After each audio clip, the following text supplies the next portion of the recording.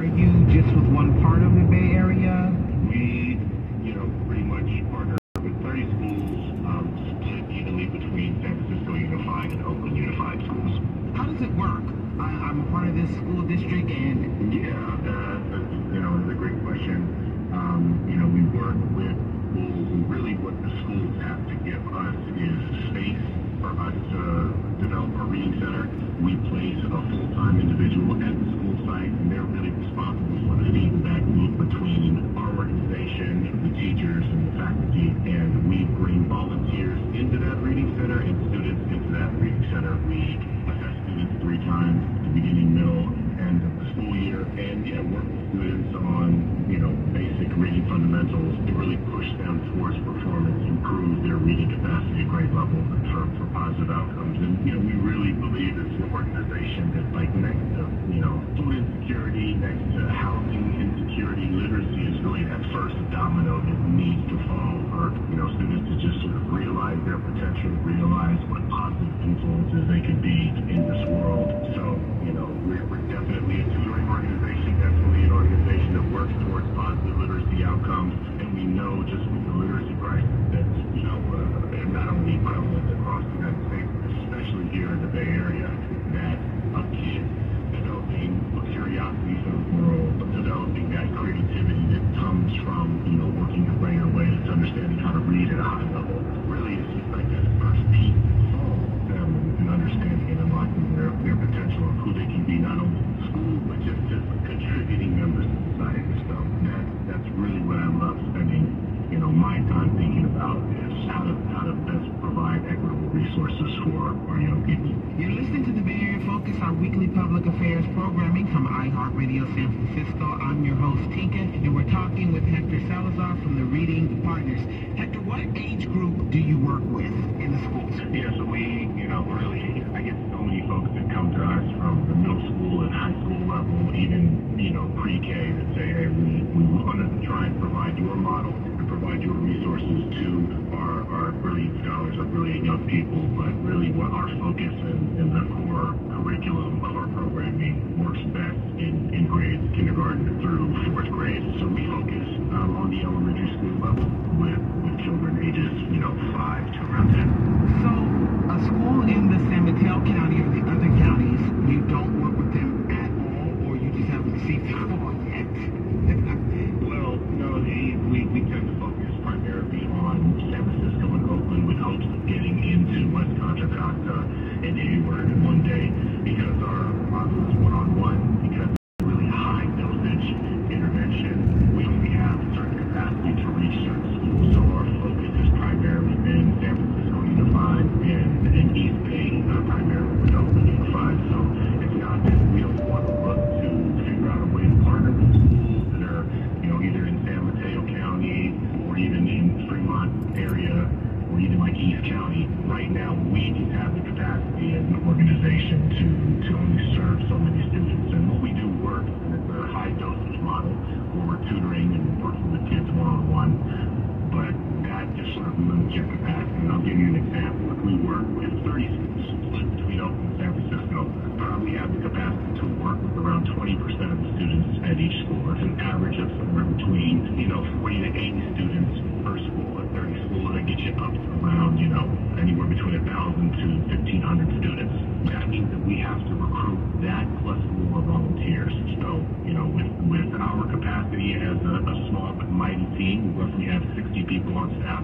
It's a heavy lift for us to be able to get those kids the volunteers that they need. So we need iHeartRadio, we need our community partners to be our megaphone so that we can pull more volunteers into our work. You just put it out there in the air right now. You're listening to the Bay Area Focus, our weekly public affairs programming from iHeartRadio San Francisco. I'm your host, Tika, and we're talking with Hector Salazar from the Reading Partners. So Hector, when they get a tutor, is that the same person they would see each time, or they may see different people each time? Yeah, we want to try and pair one volunteer with one student. Oftentimes, folks can only give an hour. We meet with students twice a week during the school day, so oftentimes one student will have 2 tutors. But we do have some amazing volunteers that do actually give upwards of 2 hours a week, or that do work with multiple students. The expectation on our end is that you're going to be a tutor, you're going to meet with a student once a week. If you can do more than that, amazing. And we get tutors that range from, high school seniors to junior college students to folks that are emerging in their career to young professionals that work in the tech space to retirees. So it's really available for anyone that's available to work with a student for an hour a week. For a long time, our organization, obviously had tutors come into the classroom. So they would commute, they would park, would go in to a reading center that's at a school site,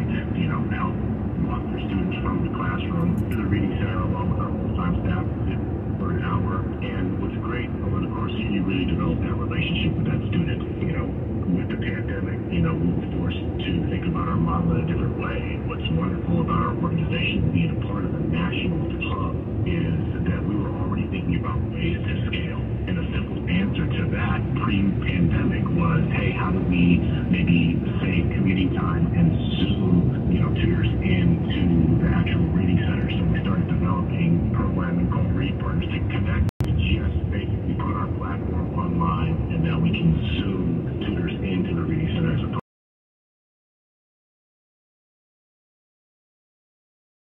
to connect with the student virtually. And then the pandemic happened, and we got an opportunity to really test that in a number of ways. We tested it in distance learning, with the tutors being at home, with the students being at home, and then this last year, in school year 21-22, we were able to test a model to where the reading center was in person.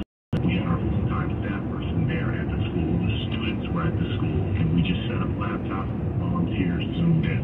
And it was a model that had great results. We met 85% of our primary literacy growth goals with that model alone last year. So, this way, this upcoming year, we're able to sort of test both being in person with the children or being continuing to be online. So volunteers have an opportunity to choose. Again, the great thing about our organization is you as a community member, you can decide how you want to spend your time. You say, I want to be at this school, I want to serve this community, I want to be in East Oakland, I want to be in North Oakland, I want to be in the Bayview. You can say, I want to contribute to in this way, and you can pick the way that you're going to do it. Either you're going to Zoom in or you're going to go in person. That gives the opportunity to have more individuals by Zooming, because I was going to say at first, so surely you would need a car, but now you have this opportunity. No, you could just be a volunteer and be one that Zooms, correct? Yeah, absolutely. Line up and say, hey, I want to be able to give my time. We do our best to try and accommodate the community and say, hey, how do you want to spend your time? What community you want to be in? What school do you want to serve? Do you want to be in person? Do you prefer to be connected via virtual call?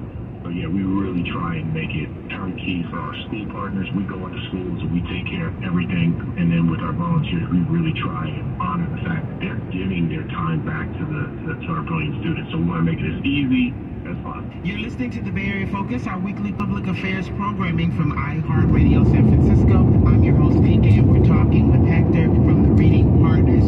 Hector, so do you have to be a volunteer from the same community, or you could be anywhere over the world and volunteer? Yeah, that's a fantastic question. The last 2 years really opened up our eyes in terms of organizational capacity of how folks can come spend their time. If you are in an area that does not have, reading partners, for instance, in California, we have 3 hubs: Silicon Valley, the Bay Area, also Southern California, LA. So if you're not in those areas, for example, if you're in, Sacramento or you're in Napa, you can actually choose the regional hub that you want to serve. It helps to be in the same time zone, and it helps to be among.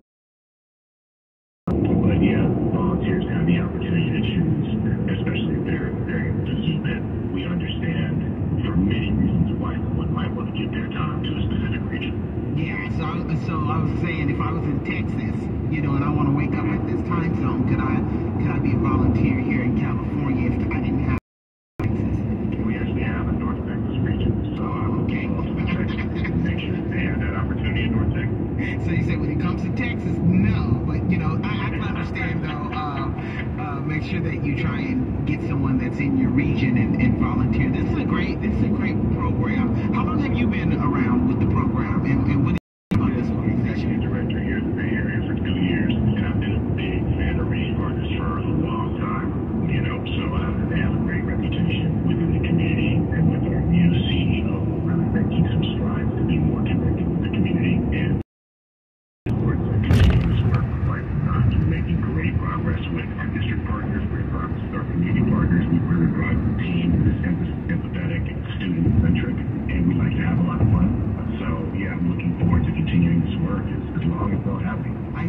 So the Oakland students, you know, we have a lot of things going on with the closures and things in Oakland. So with you guys being in that part of the area, how are you looking to support the Oakland students through the school closures?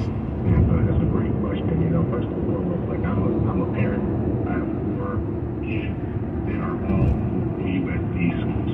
I'm a huge supporter of the district. As challenging as times have been during my time as a parent, the district, and what the district is trying to accomplish, and I also believe in the leadership at the district level. So with that said, I think that the school closures have deeply impacted our community. It's been very hurtful for a number of reasons, and I think that the community should continue to voice their opinion, not just during school closures, but ongoing throughout the year. So I don't think that should stop by any means. The community continues to voice their displeasure when decisions like this are made around school closures. Having said that, we have a great relationship with, I live in District 6, so our district council member reached out to us and said, hey, I got a couple schools that are closing in D6, you know, I got a couple schools that are closing in D6, these students are going to these specific other schools in District 6, is there any way that we can continue to support them as they're welcomed by the school community? I met with Councilmember Taylor, let him know about what it is that we're doing in the organization, how we try and unlock student potential through one-on-one tutoring with positive literacy outcomes. He said, that's fantastic. If I can secure funding for you at these sites for the next 3 years, and you continue to prioritize and work with these students, and we said, absolutely. So we reached out to our school partners. One of them is right around the corner from my house. I live in Eastmont, so I walked right over to one of the schools and said, hey, Councilmember Taylor has made this funding available to support welcoming students and your entire school community. Would you be interested? And you know, all 3 schools it was a resounding yes. So I really appreciate Councilmember Taylor for understanding that the community needs to continue to voice their opinion and displeasure when things like this happen, but he's responding to the crisis by making sure that our brilliant scholars are supported as they enter a new school community. One tutor, one child, infinite possibilities. As we get ready to wrap up, just let us know how one can get in contact with you to volunteer, to donate, or whatever may be the cause.